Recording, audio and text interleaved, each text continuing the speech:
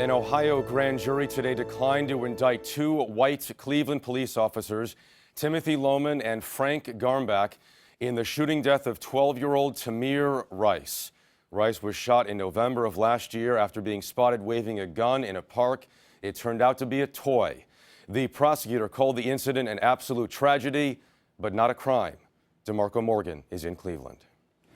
Simply put, given this perfect storm of human error, mistakes and miscommunications by all involved that day, the evidence did not indicate criminal conduct by police. Cuyahoga County Prosecutor Tim McGinty said this enhanced video shows 12-year-old Tamir Rice was pulling a pellet gun out of his waistband just before he was shot. Either intended to hand it over to the officers or show them it wasn't a real gun. But there was no way for the officers to know that because they saw the events rapidly unfolding in front of them from a very different perspective. Prosecutors say the police radio dispatcher was also to blame for not telling the officers that the gun may have been fake and that the suspect may have been underage. That information came in on a 911 call.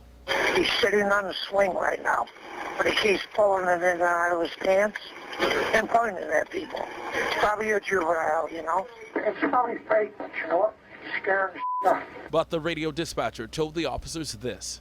He said in the park by the youth center, there's a black male sitting on the swings, so he keeps pulling a gun out of his pants and pointing it at people. Officer Lohman shot Rice within 2 seconds of pulling up to the scene with his training officer Frank Garmbach.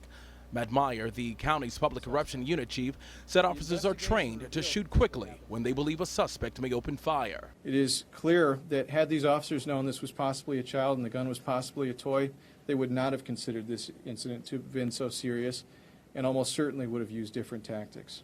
Walter Madison represents the Rice family. There was an expectation that this would be the outcome of the grand jury process, but there's nothing like knowing it's real now, and they have to live with that.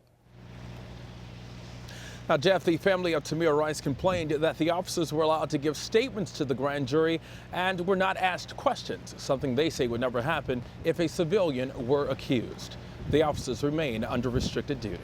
All right, DeMarco Morgan in Cleveland tonight.